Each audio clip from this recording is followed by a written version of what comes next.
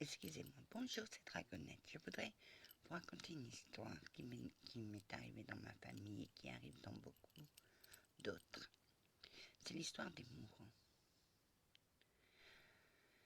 Je voudrais vous expliquer comment ça se passe, vu que moi j'ai assisté à 2 ou 3 et j'aimerais bien le faire partager.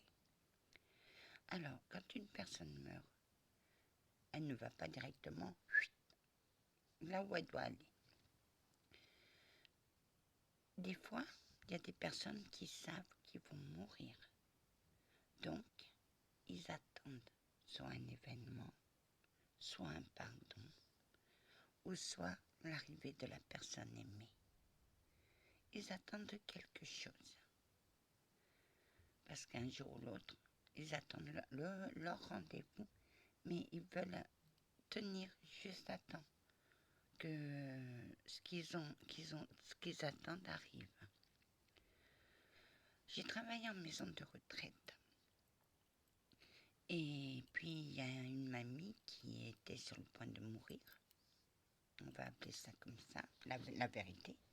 Elle était sur le point de mourir. Et elle a attendu que sa nièce bien-aimée rentre de vacances. Sa nièce est allée la voir. Après, elle est morte. Donc, celle qui s'occupe d'elle n'a pas voulu faire la toilette mortuaire. Moi, j'ai dit à la directrice, moi, il n'y a pas de problème. Je peux faire la toilette mortuaire. Mais tout en faisant la toilette mortuaire, j'étais dans le respect de la personne. J'étais dans un respect énorme. Et elle avait l'habitude de dire à ceux qui s'occupaient d'elle, « Merci mon ange. Vous n'allez pas me croire ou pas, que vous me croyez, que vous ne me croyez pas. Je m'en tape. Mais croyez-moi, toute la journée, dans ma tête, j'ai entendu « Merci mon ange. » Une autre histoire.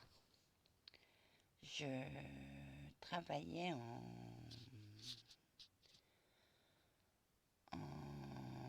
maison de retraite. J'étais en formation d'ANP.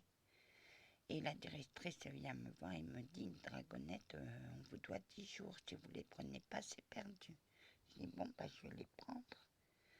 Je dis à ma mère, maman, j'ai 10 jours, je ne vais pas les passer ici à la maison, je vais dans un club ou quelque chose comme ça. Et ma mère, elle m'a fait comme tu veux, mais si tu veux partir, pars. Hein. Mais dis-moi où tu vas, j'en sais rien encore. Je me couche le lendemain, je me lève et j'ai dit, je vais au Portugal voir mon oncle, puisque je suis portugaise. Le lendemain, je dis à ma mère, le lendemain, je dis à la maison, à la directrice, voilà, je prends mes 10 jours et je pars au Portugal, me reposer. Enfin, ça vous fera du bien. Et me voilà partie chez mon oncle.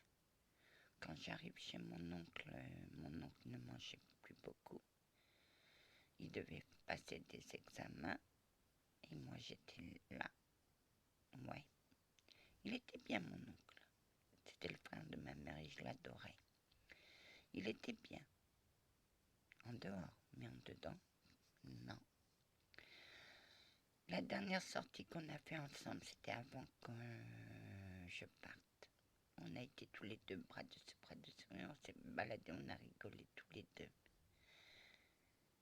Il m'a emmené, le pauvre, à chaque fois que j'allais au Portugal, c'est lui qui m'emmenait à l'aéroport à 5h du matin. Il m'a emmené à 5h du matin à l'aéroport.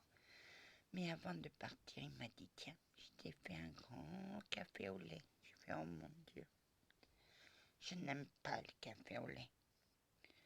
Mais croyez-moi, je l'ai avalé. Parce que ça lui faisait plaisir et moi, ça me faisait plaisir de lui faire plaisir. Pardon. Mais tout le long pendant que j'avalais le café au lait, je me disais dans ma tête, je déteste le café au lait. Bon, bref. J'arrive en France, je dis à ma mère prévient aussi sa sœur part au Portugal, sa santé se dégrade, et ma mère devait partir fin juin au Portugal. Ma mère était inquiète, et j'ai fait pourquoi? Parce qu'il ne va pas m'attendre. J'ai fait, maman, elle t'attendra. Il va t'attendre. Mais attends-toi sera quand tu l'auras vu. Ça sera peu de temps après, il va mourir. Effectivement.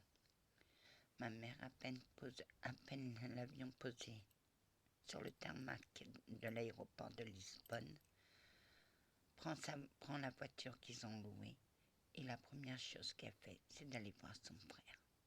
Il lui a fait plein de bisous, et elle aussi. Elle est revenue le lendemain.